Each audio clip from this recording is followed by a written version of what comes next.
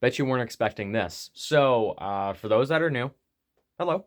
My name is Snowchild, and primarily, mostly, 99% of the time, I do music reviews. I review albums week to week. If you're looking for some music recommendations, maybe I'm your guy. But if you're just here for the movie review, you're more than welcome to stay, or you can go. It does not matter to me. And also, for the people that are subscribed to my channel, wondering what the hell am I doing reviewing a movie, Borderlands 2 is probably my favorite game of all time. I've been playing it ever since 2012. I've been playing the series ever since it started in 2008. Really a big fan of the loot mechanics, the RPG elements, everything in between. I love this game. Borderlands 2 in particular, I've probably put thousands upon thousands of hours in. Maxed out all my characters in the Ultimate Vault Hunter mode as well. Played every single DLC. I have played Borderlands 3 and Tiny Tina, as well as free sequel. I've played all of those. Doesn't really match the caliber of Borderlands 2, but I have been a big fan of this franchise ever since I was like, man, it's been ages. Probably when I was like back in high school. So I'm very familiar with the source material. I'm very familiar with the base idea of what the lore is of this game. And with Borderlands 3 and Tiny Tina's Wonderlands in particular, it kind of segues really well into the writing. The biggest thing that really pulled me away from the games has been its high emphasis on trying to be as funny as possible, and it falls flat 95% of the time, which is a perfect segue into the Borderlands film. Now, in my opinion, is there a good film to be made of the Borderlands franchise? I think so. I think the characters can be fleshed out. You can do different things with the characters. And I think the atmosphere in the world of Borderlands is actually quite full of ideas. And it's quite an open box to kind of do whatever you want with it. You just have to follow in certain kind of things to make sure everything stays connected and everything stays rooted to what Borderlands is. And I think you still get a good film out of this. So obviously that didn't happen here. So let's just get into all of this first before I talk about the actual movie itself and my thoughts on it. So Rotten Tomatoes, I know, is not the most reputable site in the world. There's oftentimes conspiracies and controversies about Rotten Tomatoes being paid out by certain people to kind of inflate their scores. But Rotten Tomatoes currently has this at a 10%. Now, to put it in a contrast of just yesterday and even Thursday with the early screenings, it was sitting at a 0%, which is probably one of the worst ratings I've ever seen from a Rotten Tomatoes score. It's now jumped up to a 10, but that's not really much of an improvement. 51% audience score. Usually the audience scores are quite inflated, but even to see a 51% for audience score for Borderlands, for this movie in particular, is staggeringly low. IMDb has a 4.3 out of 10. Usually I see IMDb give like most movies like 6 out of 10. Usually it's a general consensus score. 4.3 out of 5 or 4.3 out of 10 is pretty bad. And the reason why I put IGN on here, IGN gives 8s and 9s to everything. Call of Duty, even though it's the same game every single year, same with the EA Sports games, they always get 8s and 9s out of 10s. They are the softest and most forgiving and generous people in the video game industry. And even still, they gave this a 3 out of 10, which to them is pretty much a 1. It's really that bad. Now, the box office of the opening weekend of this film is probably one of the lowest I have seen in ages, of $10 million. For a big, big, big budget film, this is absolutely atrocious. And that's that scene in SpongeBob, like in SpongeBob Mind, where everyone's throwing out stuff and the whole office, like the mind is on fire. That's kind of what Lionsgate is kind of going through right now, probably. And the budget of this film is 110 to 120 million dollars.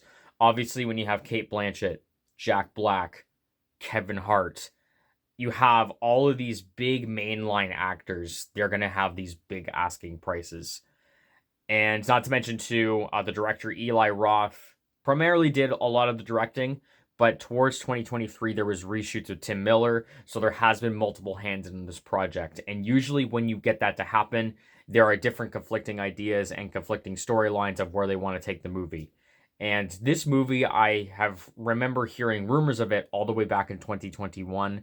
So this movie is definitely in that special case where it's been in development hell, and you can tell by the product that we've got. So now that we've gotten through all of this, let's talk about the movie itself. So to give just a very, very, very quick spark notes of what the general plot of this movie is. Don't worry about spoilers. I'm not going to give them. Basically, Lilith is hired by this corporation to go obtain Tiny Tina, which is a key to possibly opening a vault. And they run into Rollins, they run into Krieg, they run into Claptrap, and all of them together are also trying to gather the pieces alongside with Tanis to gather all the vault pieces to open the vault.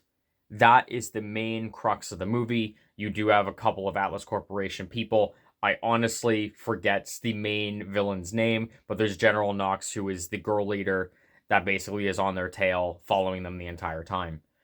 So that's the general idea of this film. And when it comes to really kind of the intricacies inside the film, there is nothing.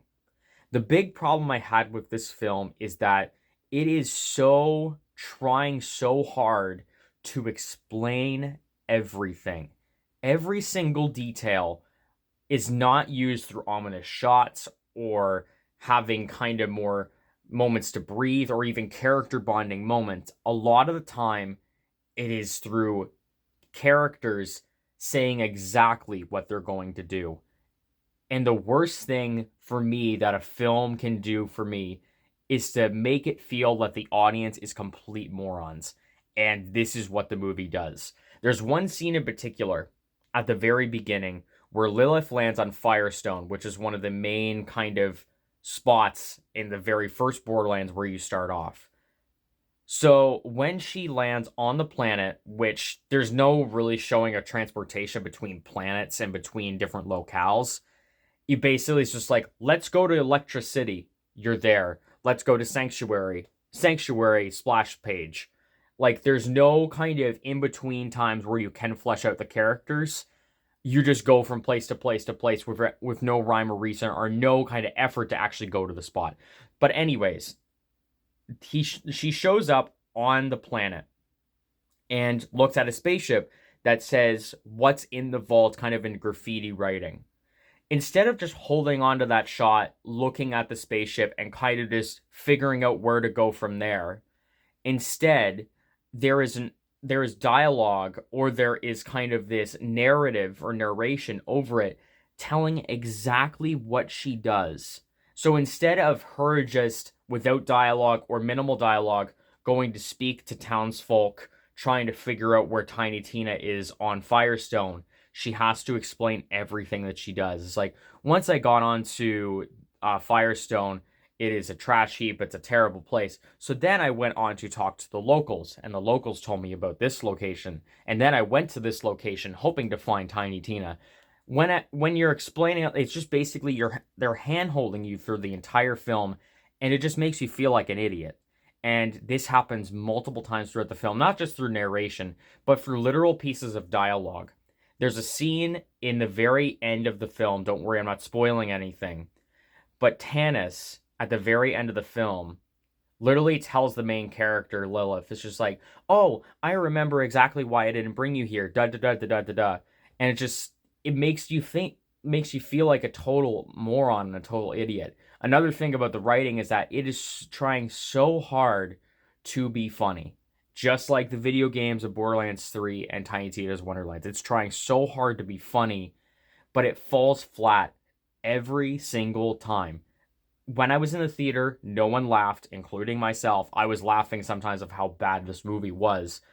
But attempts at humor just didn't work. A perfect example was when Claptrap gets shot by a ton of bandits or bloodshots or whatever the two really are. And at the end, after about like 5 or 10 minutes of going through a certain scene, there's this scene where he's basically just crapping out all the bullets that were shot into him because he was used as a distraction in the previous scene. And this particular thing, basically, it's like ammo diarrhea when you think. So put that image into your mind. This shot is held for almost 30 to 45 seconds. And my thought in my head is that they're expecting the audience to roll in laughter and to really think this scene is funny. There was about like 5 or 7 other people in the theater that I was in. There was not a single laugh when this thing occurred. There was another example where Roland basically takes out a bunch of people, leaving the group behind to kind of a sacrificial thing, and he takes everyone out, and he arises from the pile of people, and basically says like worst orgy ever. And I guess this kind of segues into the characters themselves. Roland, if you're not familiar with the games, Roland is kind of portrayed as this very stoic, to the point, very serious character. And when you put Kevin Hart as Roland, you don't see Roland, you see Kevin Hart in every single thing he does. He's more of a comedian. So when he does these jokes, it's so just jarring and out of character for him that it's very hard to take him seriously. I believe Ariana Greenblatt as Tiny Tina, she does okay as Tiny Tina. Now, Tiny Tina in the video games is a little bit more psychotic, a little bit more off the walls, and a little bit more unhinged. And it kind of makes sense that Ariana Greenblatt, instead of using Tiny Tina as the character and kind of playing the video games to kind of base off of, she kind of based it off more of Harley Quinn from the Suicide Squad. Great. I'm sure that worked out really well. Krieg probably was one of the better characters that was utilized, although he really doesn't do much. It's pretty much Tiny Tina's pet. But overall, I think the costume was okay. And I think with Krieg, with the vocal lines that he had, and he also had probably some of the better action sequences in the movie, he's probably one of the best of the core cast. Jack Black is trying his best to be funny. Claptrap is definitely the comedic sidekick of this film. And again, all the times that it's being comedic just doesn't work. Claptrap in the games is intentionally really, really annoying. But in this movie, it's not even that he's annoying. It's just that every time he tries a joke, it just doesn't work.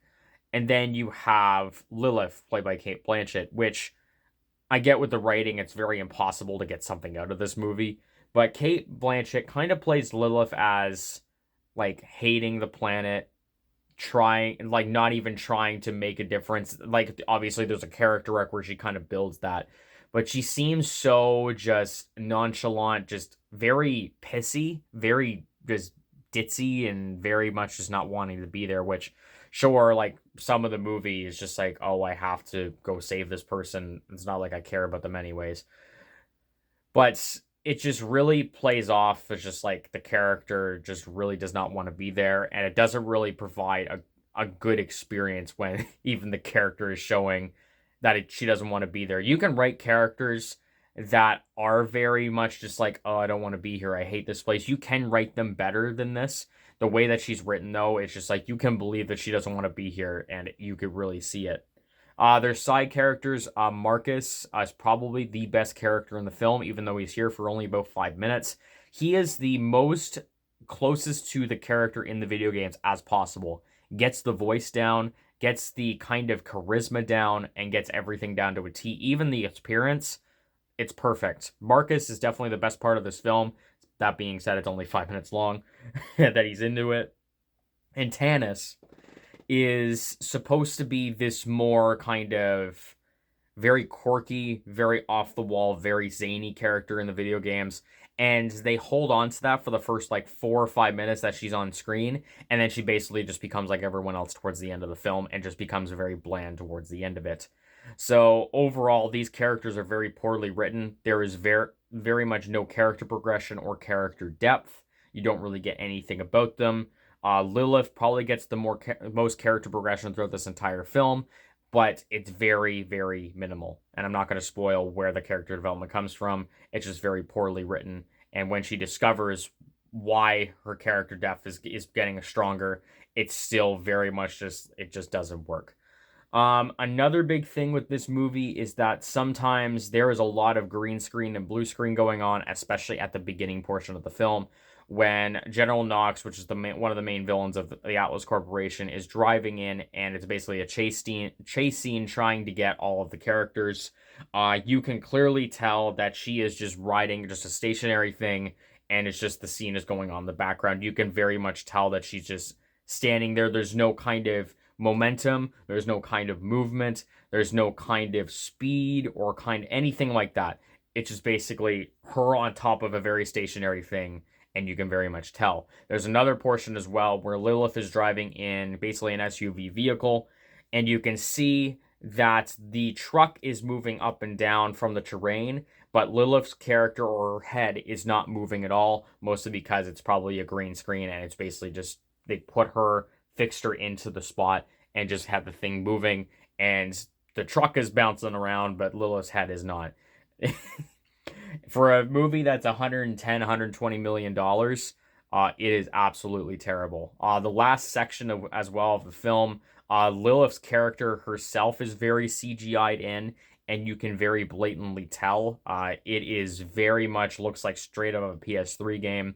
The only moments of CGI that I do really think was impressive, I think the Claptrap model is pretty good, and I do think the locales and the destinations of this film are interesting enough, and they do provide a little bit more personality. Now let's just keep going through all the things that I hate. The characters are aged up like double their age. So Lilith is like in her late to mid 20s. Kate Blanchett is obviously like around her 50s.